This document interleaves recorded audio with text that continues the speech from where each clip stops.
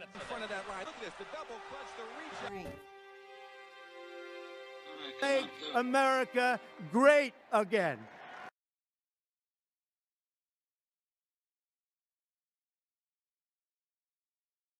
The elements of what occurred on the streets of Dallas on November 22, 1963 are indelibly burned onto the world's memory. The motorcade, the gunshots, the Texas School Book Depository building, the grassy knoll, the conspiracy theories. And a dead president, father and husband. A week after witnessing the murder of her husband on Dealey Plaza, John F. Kennedy's widow, Jackie, invited the journalist Theodore White to interview her for Life magazine. Taking place just 4 days after the state funeral, the timing of the interview might have been surprising, but clear-eyed reason underpinned the invitation. John Kennedy had always worked hard at cultivating a powerful and alluring image. Up until 1961. His father, Joseph Kennedy, the driven businessman who had served as U.S. ambassador to Britain, had helped his son in the polishing of his image.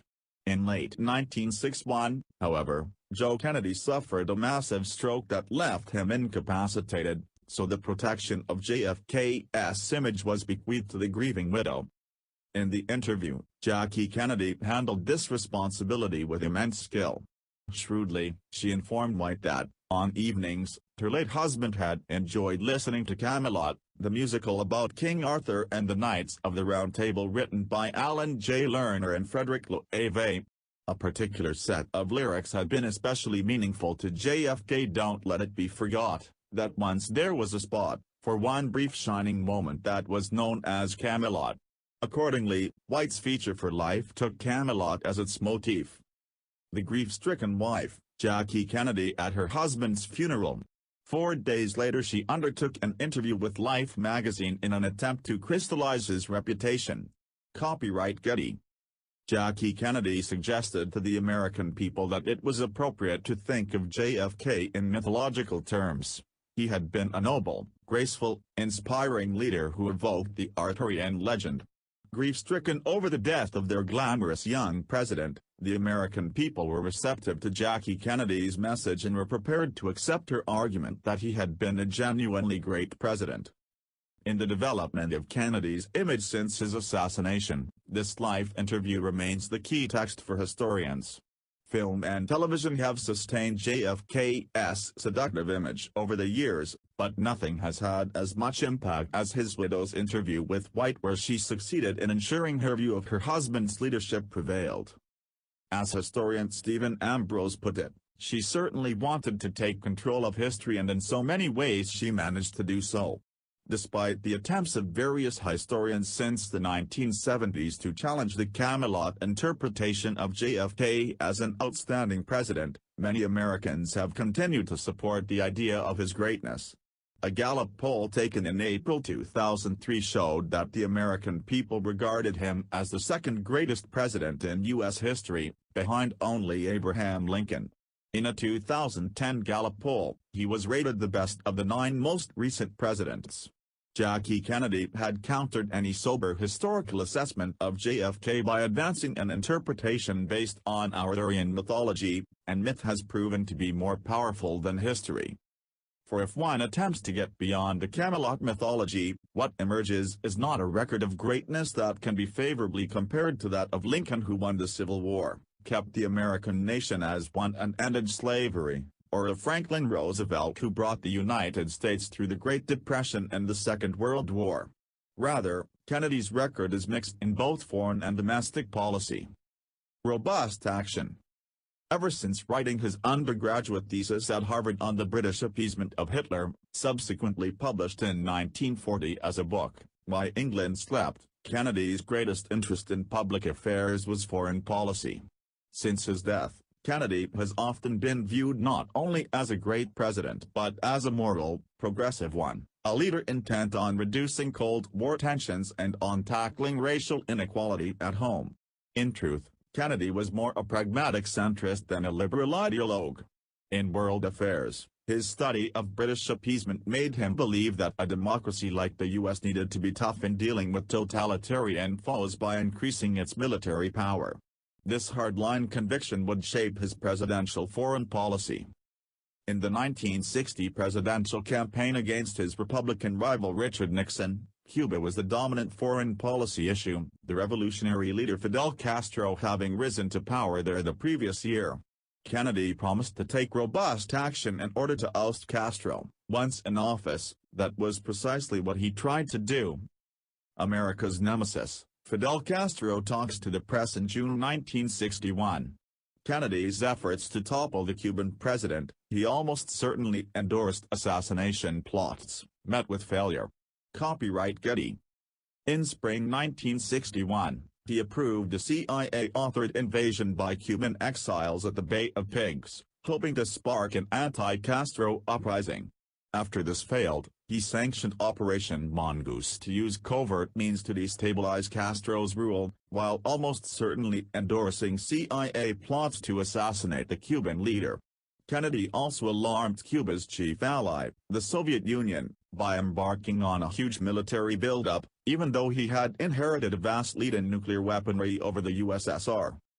Kennedy receives high marks from most scholars for his careful handling of the Cuban Missile Crisis in October 1962, triggered by the Soviet deployment of nuclear weapons on the island.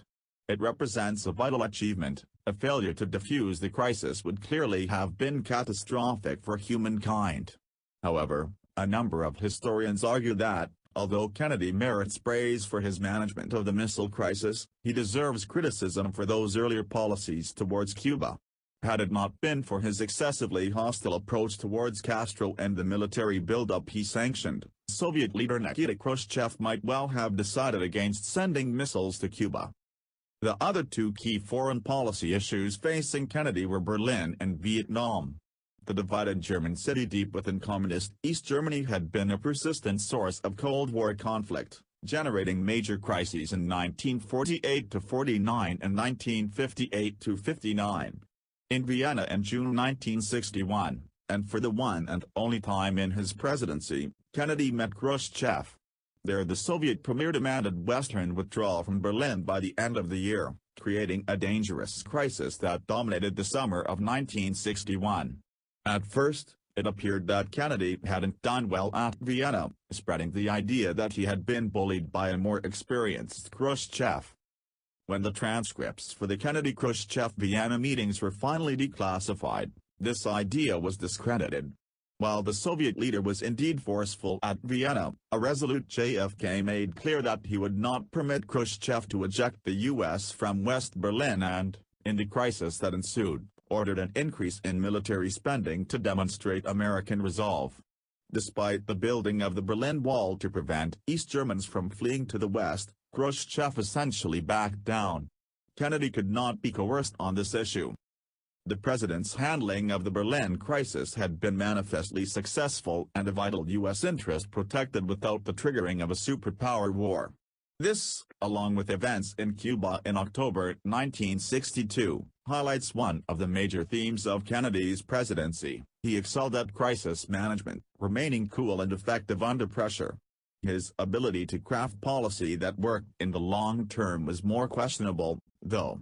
For instance, the vast increase in military spending predictably led to the Kremlin instigating a military buildup of its own. By the 1970s, it was clear that these policies had served to reduce the U.S.'s military lead over the Soviet Union. Another area in which the long-term effectiveness of Kennedy's approach can be queried is Vietnam. Inheriting a limited commitment in the region from his predecessor Dwight Eisenhower, Kennedy, while rejecting advice to deploy combat troops in South Vietnam, massively increased the U.S. presence, from around 800 U.S. military personnel to more than 16,000. Historians have frequently debated whether Kennedy would have gone to war in Vietnam, as his successor Lyndon Johnson did with disastrous effect. But whatever the answer to that theoretical conundrum, the policies that JFK did carry out deepened U.S. involvement in a conflict that turned out to be a catastrophe. Furthermore, the overthrow and assassination of South Vietnamese leader Ngo Dinh Diem, 3 weeks before Kennedy's own assassination, happened on JFK's watch. Despite his obvious shortcomings, Diem had provided a measure of stability to non-communist South Vietnam for the best part of a decade. With Diem gone, the situation in South Vietnam, from a U.S. perspective, deteriorated further. A disappointing record. In domestic policy, Kennedy did manage to promote economic growth, but the success of his ambitious legislative program was more questionable. If all of his proposals are considered, Kennedy's success rate at securing the passage of bills in Congress was impressive. Of the major recommendations he made to Congress, 33 out of 53 were passed in 1961, 40 out of 54 passed in 1962, and 35 out of 58 the following year. But if one focuses on Kennedy's major pieces of legislation, the initiatives to which he attached the greatest importance, his record was disappointing. His three most important legislative objectives were to enact sweeping educational reform, to introduce medical care for the aged, Medicare, and, by 1963, to end racial segregation in the South. But Kennedy failed to persuade Congress to pass any of these bills, and a comparison with his successor's domestic policies does not reflect well on Kennedy. In his Great Society program, Lyndon Johnson achieved success in all three areas. Kennedy was a gifted politician, but lacked Johnson's genius for cajoling Congress into supporting his agenda, as well as the Texans' passionate commitment to the underprivileged. The successor's greatest achievement? President Lyndon Johnson accepts a handshake from Dr. Martin Luther King at the signing of the Civil Rights Act in 1964, legislation that JFK was unable to make law. Copyright Getty. An assessment of Kennedy's domestic policy depends in part on how one answers the hypothetical question of whether he would have secured the passage of his civil rights bill had he not been assassinated. After resisting pressure to back openly the civil rights movement, he only committed himself to racial desegregation in the South following protests in Birmingham, Alabama, introducing his civil rights bill and proclaiming in a television address that racial equality was an important moral objective for Americans. No 20th-century president had so publicly championed civil rights. It was a risky decision, too. Kennedy knew such a commitment would damage his popularity among many white Southerners, a not inconsequential development for a president facing re-election in 1964. That civil rights legislation finally passed under Johnson, but had JFK managed to achieve this himself, he would have received full credit for arguably the most important piece of legislation in 20th-century American history.